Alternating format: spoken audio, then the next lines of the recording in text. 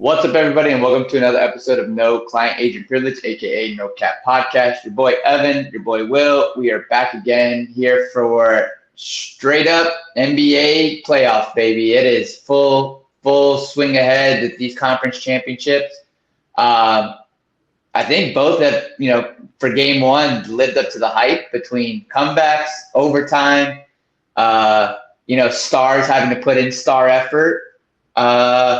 What would you, as an OKC fan, what would you grade? Let's go with grade first, and then how do you see the rest of the series now that you've watched game one? As a fan of the Thunder, just going into that game, or taking that away for a second, the game, what else could you really ask for? I give it an A. I'll just give it an A, only because you got to take away that A+, because the Thunder didn't pull that one out. But overall, double OT in a game one of the conference finals, which a lot of people are dubbing the finals, the real finals, what could you really ask for? You had a little bit of everything between the back and forth scoring, runs on each side. Obviously, the Spurs had control of the game, the whole game. I think that they'd go up 7, they'd go up 8. The Thunder would make a run, tie it up. Spurs would go on another run. Thunder would bring it back. Got close at the end as you wanted. I think that they were down probably 7 or 8 with about 4 minutes to go, the Thunder. So just bringing it back, putting it into OT. OT pissed me off.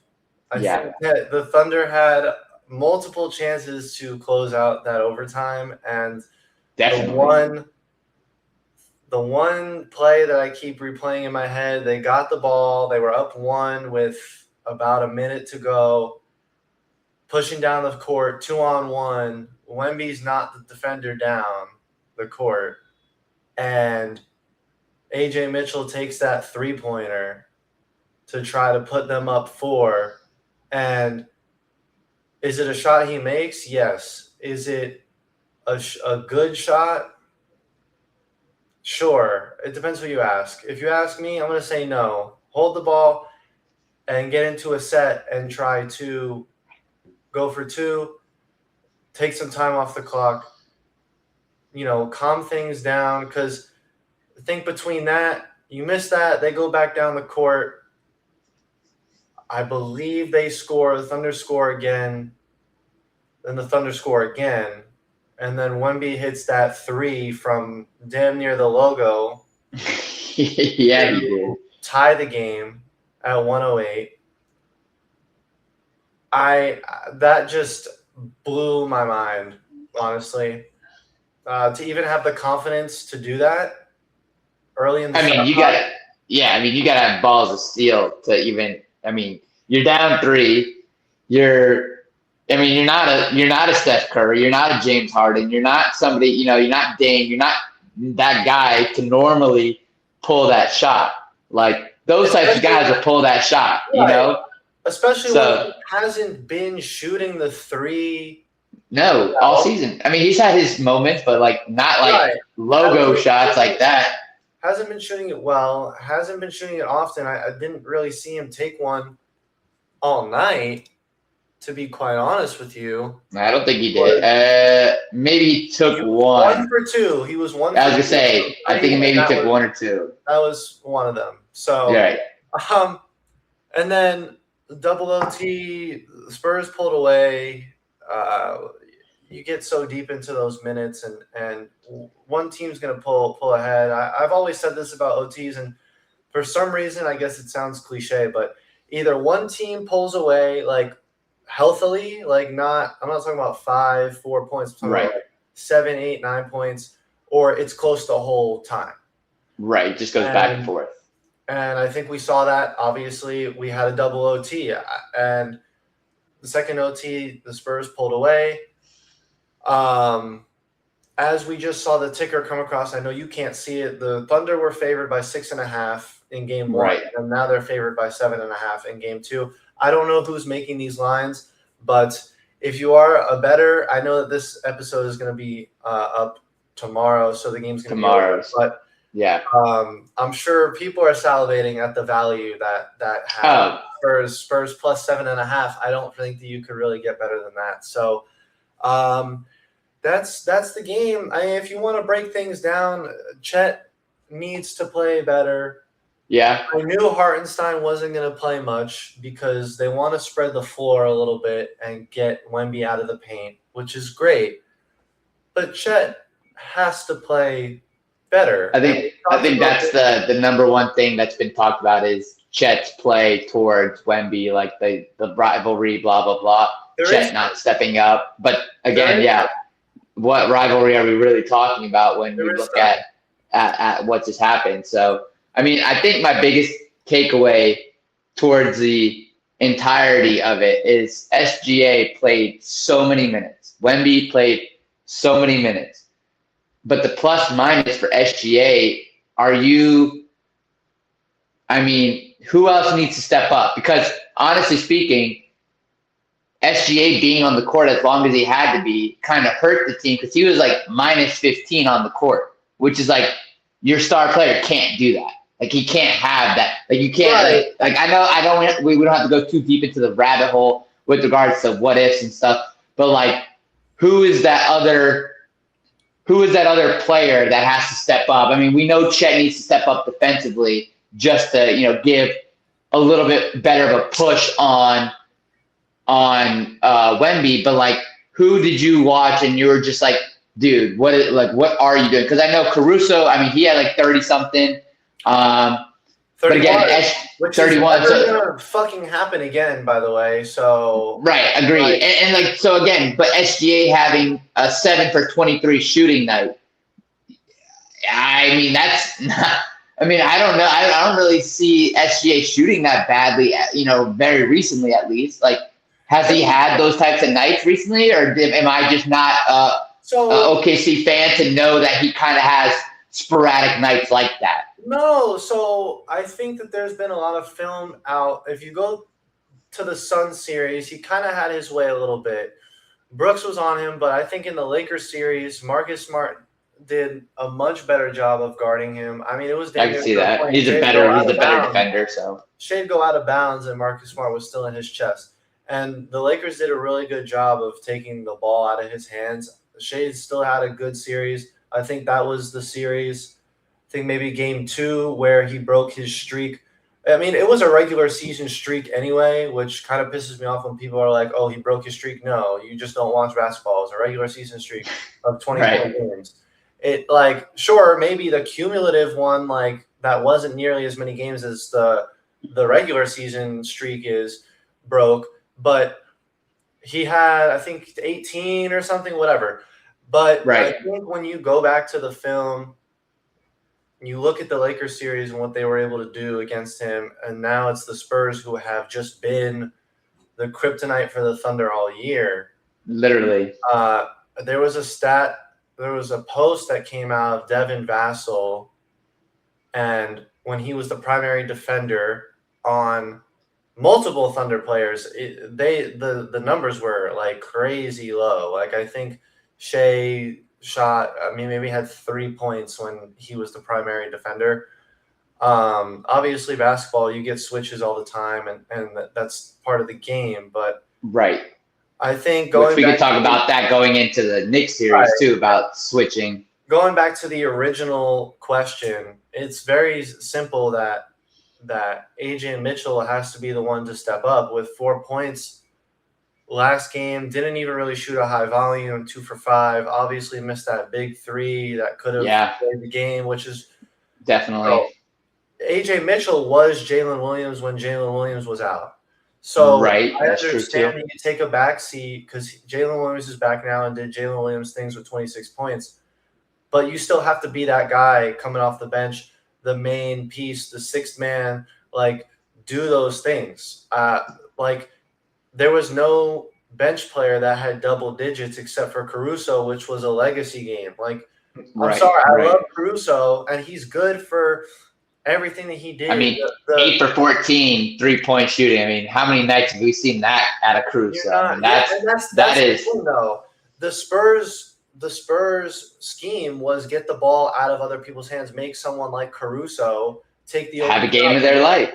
and We he just stepped we up to just had that conversation. We not just have that conversation? Is Right. do you make the star player have a very difficult night and make somebody else beat you, or do you just let the star player do what they do and you make everyone else just lock it down? And I Right. think again, I don't know.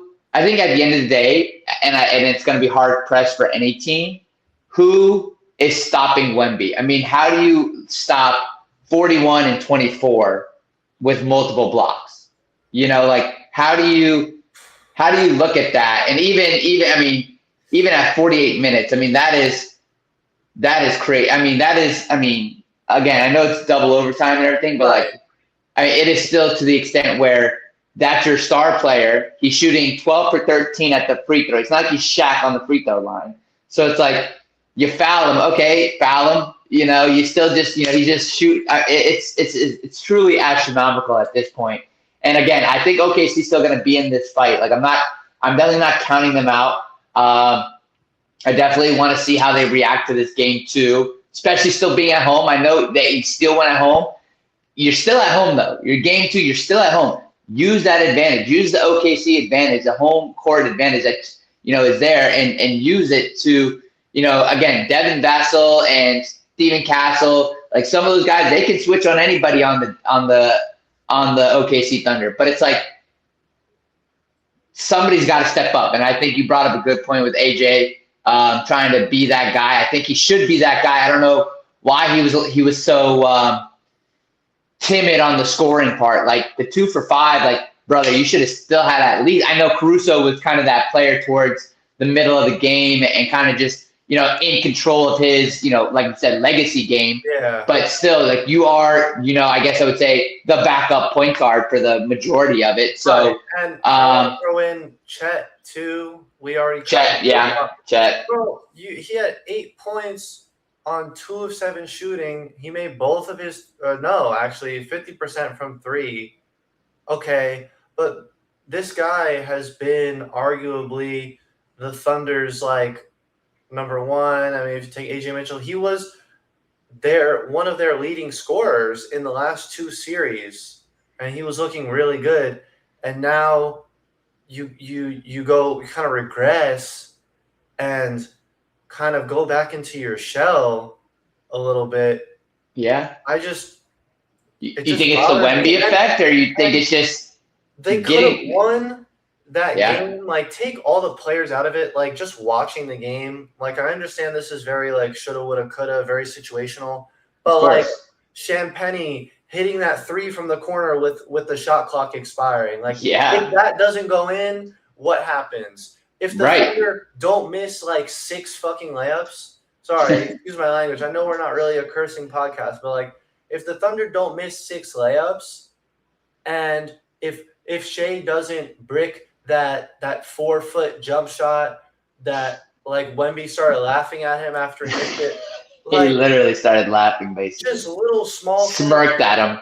There's so many things that the Thunder could have done better or it could have went their way.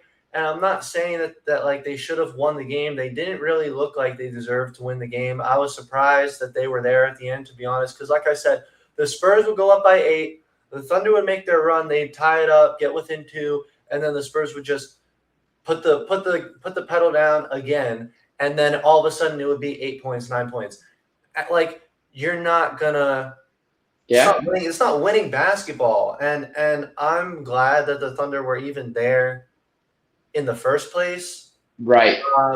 But the one thing I want to say as we kind of close out talking about the Thunder is that, well, 2 things. Get Jared McCain more minutes. Try to get him Okay. And get Lou Dort off the floor. I'm sorry. Actually, 3 things. I'm sorry. And get Shea. Honestly, get Shea out of the game. I didn't want to see him on the floor for like as much of OT as I did, to be honest with you. Well, that's why I was saying even for Wemby too. Like, I know, like you said, San Antonio was kind of in control of the game, and Wemby even said it himself, like, "Oh, we'll rest in July," and that's all true. Like, I understand the mindset, but don't get me wrong. Like, there are. I mean, if you're telling me that your plus minus on the court at double overtime is -15, I don't know. It's tough. Like, you just keep him on the court. Like, maybe it's time for somebody else. Maybe put AJ out there and let him just run the second overtime. I don't know. I mean, that's a coach's decision. I mean, obviously he's your star player. You play him until he says he can't go no more. Until, I mean, it's basically just until the end. So I get it, but again, it's. I think you brought up a good point. Like, did you want to see Shea, breaking 50 minutes in game one? I don't know. It's just tough. It's just tough. I think Lou Dort needs to come out of the starting lineup. You throw in Caruso or throw in McCain and see if McCain can get going early. Like, I understand that McCain is a little bit more of a defensive liability. Put Case and Wallace in the starting lineup. Like, I think he matches up better with the Stephon Castles and the Devin Vassals. Dylan Harper had a great game last game.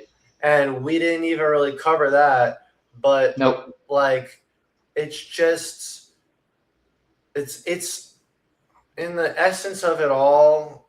Game 2, I know it will be in the past once this episode comes out, but this is just stuff that's going to go into the next games over the course of the series. And I'll say it now, like, if the Thunder go down 0-2, like, they're in dire straits at that point. Like, very dire. They will be lucky to. I mean, it'll be a gentleman's sweep at the very. If it goes 0-2 tonight, it will be a gentleman's sweep at the very earliest, unfortunately, because I do not see them. Honestly pulling more than one at home at San Antonio. They got to win at least 2 now. Right. Well, no. Well, yes. Yeah, they would have to win 2 at San Antonio. No, not yet. If they do go down 0-2, they have to win 2. That's what I'm saying. If they go down 0-2, they would have to win 2 at San Antonio in order to make it.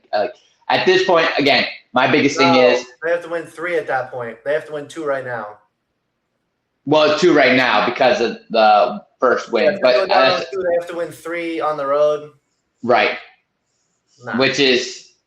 No, you still have to win 2 on the road because you'd have to go 1 home, 1. That'd be 2 on the road. That's what I'm saying. You would have to do 2 on the road because you would have game 7. They're the higher seed, right? All right, yeah, game 6, sure. Yeah. If they go down, they win 4 in a row. You got 0-2, steal 1 at OKC, go back home, win 1 at OKC. Then you have to go back to San Antonio and win game 6 to take it to that game 7. So. Yeah. That's where I'm saying that's going to be the hard part is that game 6 at that point, going back to San Antonio down 3-2.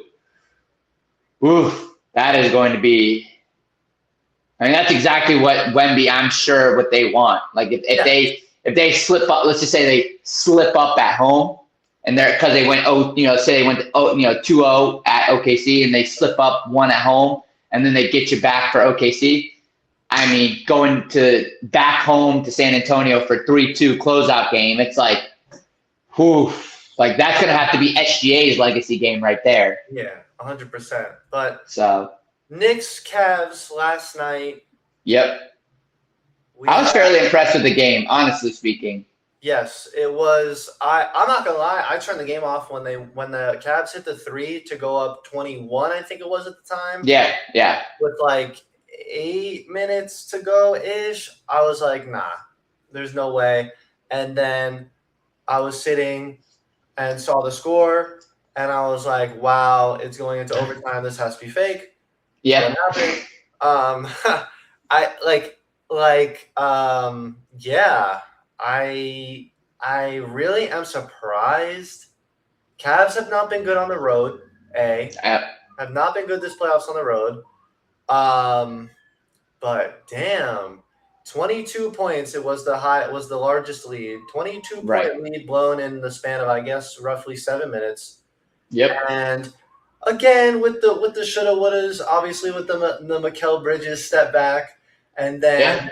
And then obviously in OT with the Landry Shamet, Kawhi Leonard-esque, bounce it off the rim, bounce it off the backboard, it drops to kind of ice the game in a sense. Like, you have who else? those nuances. Merrill missing the big bang three to finish it. Like, that would have ended the game. Yeah, Mike Breen. Yeah, he was waiting for that bang. Yeah. He was ready for that bang. He had to choke it back because it was literally coming out of his. Literally, he was about to shout it out, and he had to reword it because it didn't go down. Right, but overall, I think that we're in for a great series on that Eastern Conference side. I feel like the Cavs have something to look forward to going into the next game, and hopefully they can take one in the Garden because, I was kind of thinking last night, like, especially when the Knicks were down, like even when it was like 9 points, like they were for a Eastern Conference Finals, it like with paying the money that you do for your tickets, like get loud, like get excited. Yeah. I feel like the crowd was very lackluster. I think that down 9, like you hit a 3 or you score to cut the lead to 9 or 7, like get into it. Like don't just get excited when like things are close or if they're winning, like. Yeah, but the thing is, you're talking about New Yorkers, like they're in the mindset. So like, I'm sure when they went down 20, every single Knicks fan in there was like, "Oh, here we go again, just making it just to lose and get blown out and then swept, and then just the mindset of, oh, here we go again, it was all fake, the Cinderella story is coming to an end, all that stuff. I guarantee when they went down that 20 plus. That was all those Knicks fans could think. Like, because again, even when you look at the quarter scores, I mean, the Knicks were 23, 32, 14. I mean, they closed it out. Whereas like Cleveland, 16, took over, 32, took over, 35, 18, 3. The championship teams, the championship caliber teams, and we talked about this a little bit with the last time we talked about the Knicks, the consistency. The times of need, you're just there for it. Like 23, 32, 14. Like those are your end of quarter scores, and they're not sporadic. It's consistent. Right. Your plus minus, other than Josh Hart, everyone is in the plus except for Josh Hart of your starting lineup. Plus 12, plus 15, plus 15, plus 13. That is what you want out of your starting lineup. One person can have a bad game and you'll survive. But again, when you have those moments and those teams, somebody off the bench, Shama, plus 25 off the bench, McBride even plus 5, just those little nuances of team, readiness to come off the bench and put in those minutes. That's exactly, you don't need them to go and score again like a Caruso 31 points. But if they have to, hopefully it's for the win and not for a double overtime loss. But again, for me, just looking at the Cavs game, when I think about you were saying how the Knicks fans just weren't into it. I think again, when you get down those points from a team perspective of you haven't been here in a long time, you haven't gotten to a team or had a team that you truly have all the faith in the world in, which the Knicks fans should really have faith to be able to beat this Cavs team. Like they should have some good faith to take this in 5, maybe 6. Yeah, and credit to the Knicks, who, I mean, both teams shot the ball like shit in the first half, and you were kind of waiting for that with the home crowd and the Knicks having shot so bad. You were waiting for something to happen, obviously not to go down 20 points, but right. They obviously did pull it out and come back because, like I said, a home crowd, and you haven't really been on your game all game. So that's something that gives the Knicks fans and the Knicks as a whole some juice going into the next games, knowing that's what I'm saying. Now going into game 2, you should have the mindset we're good to go. Game could have been completely different from the start. Now, well, yeah, of course. James Harden, kind of 15 points, sure, but playing 42 minutes, finishing -6, plus minus wise, shooting 5 of 16, not really what you want out of your number 2 option, your Darius Garland, quote unquote, of the team. Yeah. I think that we need to see playoff Harden and not playoff Harden. If you pick up what I'm putting down there, Oh, because I know exactly what you we've seen mean. some prolific stuff from James Harden in the playoffs, and then we've also seen some extremely subpar play from James Harden in the playoffs, and it can't come down to that. If Nope. the Cavs want to win the series or have a chance, can't come down to that. No, but I mean, again, and when we look at the plus and minuses, again, when we talk about, why teams have those bad games, or, even the point, the spreadsheets don't lie, because at the end of the game, when you see those plus and minuses and you realize, oh, why did we lose? Those really tell the story of the game, because when you have 4 out of your 5 starters all in the negatives, how are you supposed to win? It doesn't matter if you have a great scoring night. When your team is plus or minus with your starters all in the negatives except for one who is +1, you're not going to win games. And you're definitely not going to win series, especially championship series. You can have runs and you can have spurts of good scoring, but at the end of the game, when you look at the scoreboard and you see why that turned into what it turned into at the end, all you have to do is go check that plus minus, and you'll be like, how did this game get to this point? Like, how did we go from +20 all the way down? Well, your starting point guard went from, a 29-point game to -13. Your second option is -6. Your 3 and 4 are -6, -10. All that starts to add up very quickly when you're going against a team that is all plus on the other side. Now, it'd be another story if both sides were just terrible shooting, everyone's having their runs, blah, blah, blah. There are certain aspects where it could be a little bit, lower or chippier. But again, with regards to what that plus minus is really entailing, when the Cavs go back and look at it and they go watch that film, quarters 2 and 3, great. You guys had your spurts. But quarters 1 and 4, and overtime especially, where was your team? Where was your star player? Where were those guys that were supposed? I mean, your entire bench that actually played decent minutes was all minus double digits, -17, -11. I mean, all of that, in a championship series, you have 2 guys or 3 guys on your entire playing roster with plus, percentage, plus points on your time frame. +1, +1, +6.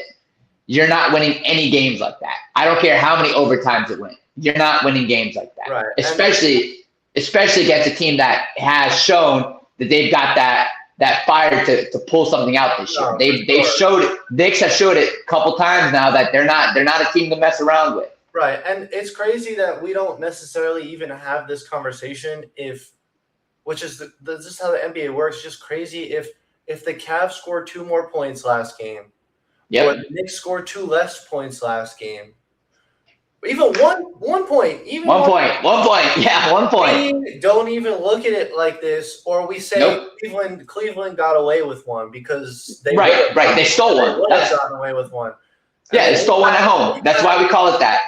Anytime you blow a lead like that, but for you make great points breaking down the plus minuses and going into detail, because when you hear what you're saying and then you look at the side of the Knicks and seeing their plus minuses, it's like, holy hell, how is this game ever close? How are the Cavs ever doing this? Like it's not like the Cavs were up 5, 6. Like, this is 22 points with 8 minutes to go. Like, this was a handed defeat.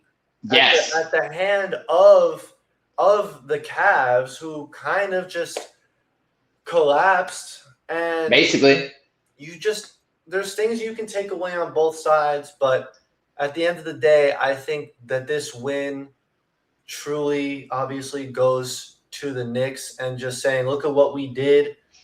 Look at the in-depth stats, and we're just going to keep doing what we're doing, and we're not going to come out of the gate slow as molasses like we did in the first half of the first game. So I think they've got to bring the juice more than the fans do. I think that scoring for both, I mean, again, it was 23-16 going into the second quarter. It's not a terrible quarter, but it's not the NBA we're used to. Like, again, for what we're used to. And both of these offensively skilled teams, we would have thought that it'd probably be closer to 30, 28, something like that first quarter.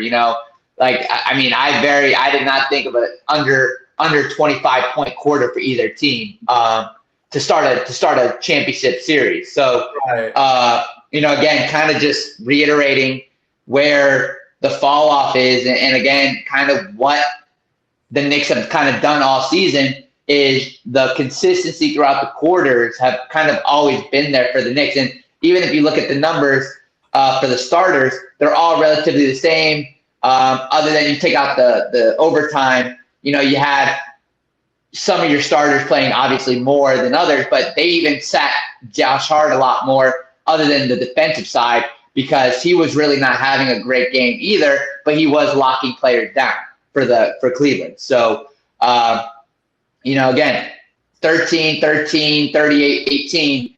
How much better of a starting game one can you ask for? And again, the points kind of lie for this game because you go to the Cleveland and you look at their stats, it's 15, 29, 10, 15, 10.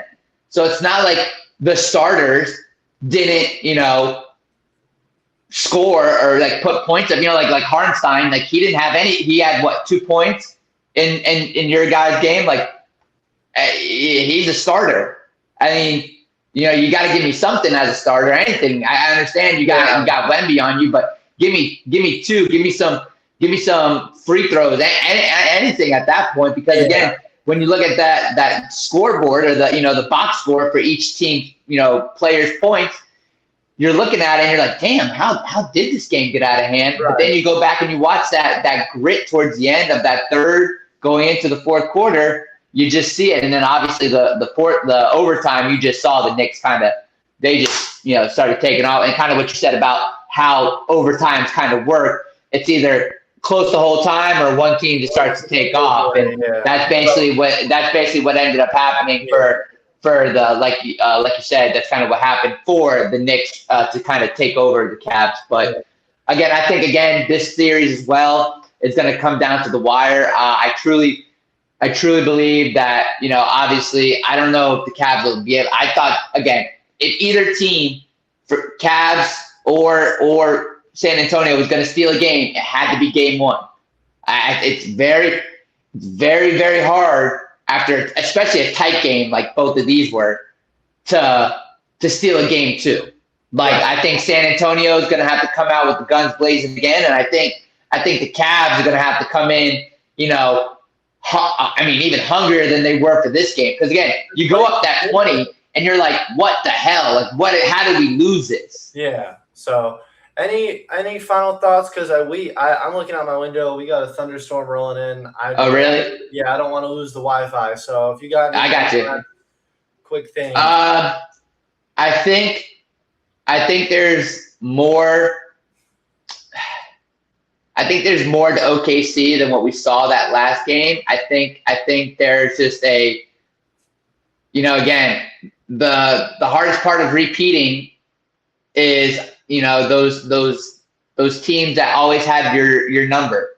And unfortunately, San Antonio is that team and like you said, they're kind of their kryptonite.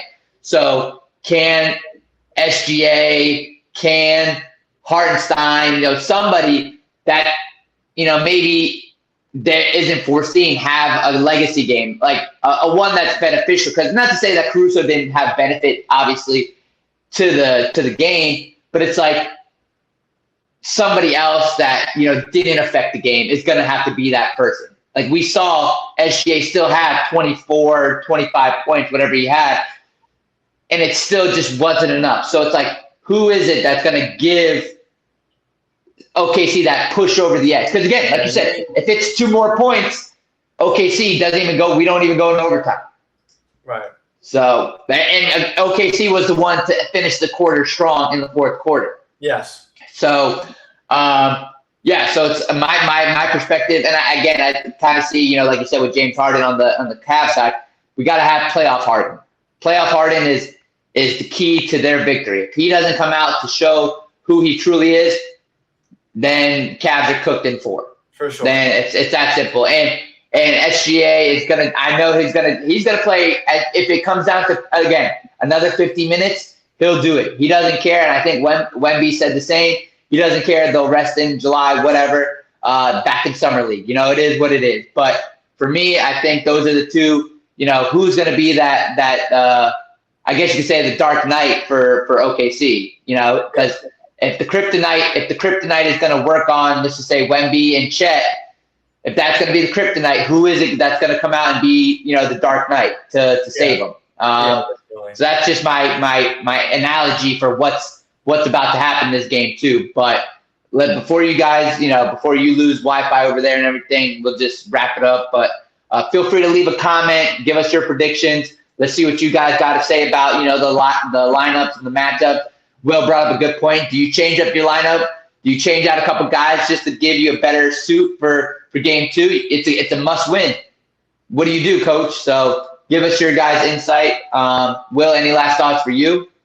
No, I'm good. Just see what happens over the next pair of game twos, and we'll restructure next week for our next episode. Yep, perfect. So, all right. Well, for another episode of No Client Agent Privilege, aka No Cap Podcast, your boy Will, your boy Evan, and we'll see you guys next time. Peace.